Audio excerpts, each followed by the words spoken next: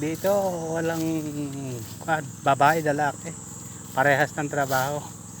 Kahit na ibang lahi ka. Kaya mo yung kasama kong Vietnamese, oh. Oh, halos malaki lang siya ng konti sa talong. Ulo lang.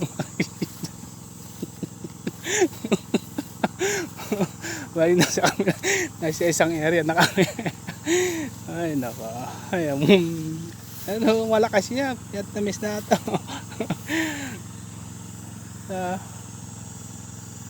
Wala lang siya ng konti sa talong eh. Ulo lang, ulo.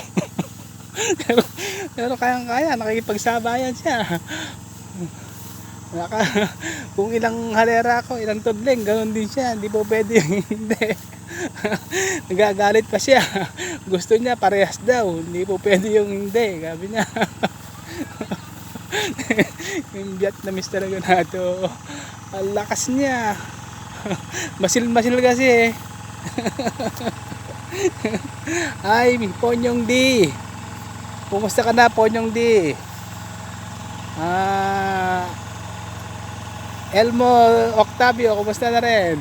At saka si Ariel Mandirigma, kumusta kayo?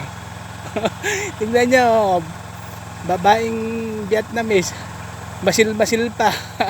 Kung ilang tod lang daw akong isprayin ko, ganoon din daw siya. Hindi po pwede yung mas marami daw ako. Kailangan daw parehas. Tindi mo.